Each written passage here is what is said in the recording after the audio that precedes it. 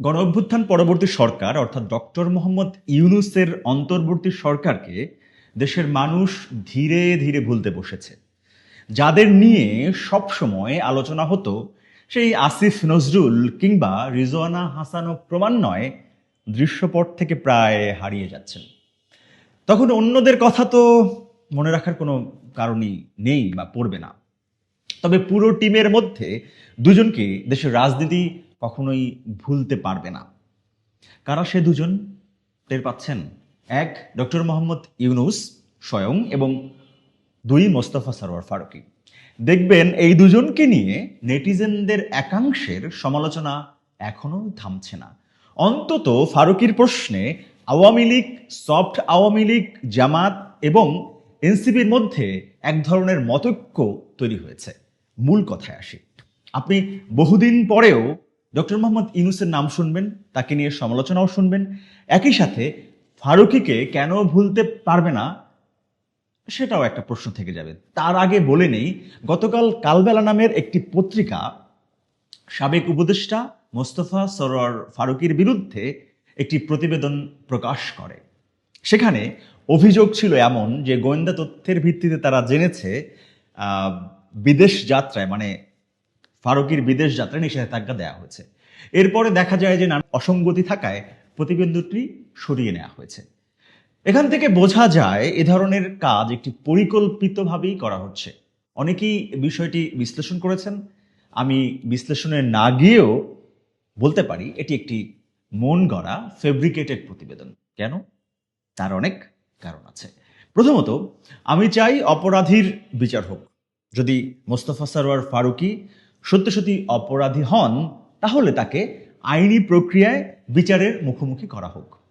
কিন্তু আইনি পথ এড়িয়ে সামাজিক যোগাযোগ মাধ্যম ও গণমাধ্যমে উদ্দেশ্য প্রণোদিত প্রচারণা চালানো অবশ্যই এক ধরনের অপরাধ।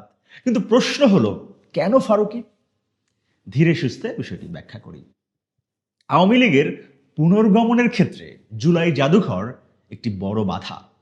আমি নিজেও যখন জাদুঘরের আশেপাশ দিয়ে যাই তখন বুঝতে পারি এই জাদুঘর আওয়ামী লীগের ফিরে আসার পথকে কঠিন করে তুলেছে।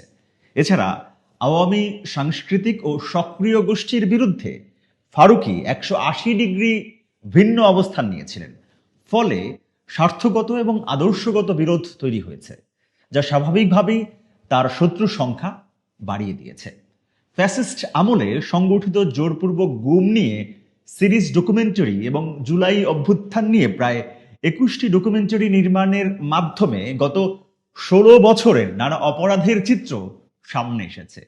এতে আওয়ামী লীগের জন্য অস্বস্তিকর পরিস্থিতি তৈরি হয় কিন্তু স্বাভাবিক। শুধু তাই নয়, জুলাই জাদুঘর উন্মুক্ত হওয়ার আগেই প্রায় 60 দেশের কূটনীতিবিদদের সেখানে ঘুরিয়ে দেখানো হয়েছে। এর ফলে আওয়ামী লীগের বিরুদ্ধে অভিযোগগুলো আন্তর্জাতিক পর্যায়ে দৃশ্যমান হয়েছে। এ কারণেও ফারুকী তাদের চোখে প্রতিপক্ষে পরিণত হয়েছে। অন্যদিকে এনসিপি এবং জামায়াতও তাকে কখনো নিজের ঘনিষ্ঠ সহযোগী ভাবেনি। তার অপসারণ চাওয়ার ঘটনাও আমরা দেখেছি। ফারুকী একটি স্বতন্ত্র অবস্থান নিয়েছিলেন, ফলে প্রায় সব পক্ষই তার উপরে বিরক্ত ছিলেন। জামায়াত এবং এনসিপির ধারণা ছিল ফারুকীর সঙ্গে বিএনপির সম্পর্ক ঘনিষ্ঠ। তবে সামাজিক যোগাযোগ মাধ্যমের বাস্তবতা তেমনটা কিন্তু বলে না, তেমনটা দেখায়ও না আমাদের। বরং বিএনপির অনেক সমর্থককেও তার উপরে অসন্তুষ্ট হতে দেখেছি। সব শেষ যে কথাটা বলতে চাই, আওয়ামী লীগের পুনর্বাসনের প্রশ্নটি যতদিন থাকবে ততদিন ফারুকীর বিরুদ্ধে সমালোচনা চলতেই থাকবে। মহান মুক্তিযুদ্ধের চেতনা এবং বাংলাদেশপন্থী স্বাধীন সাংবাদিকতায় আপনিও হতে পারেন অংশীজন। নিউজ হাবের প্রচেষ্টাকে এগিয়ে নিতে যে কোনো পরিমাণ সহায়তা পাঠাতে পারেন নিচের দেয়া নম্বরে।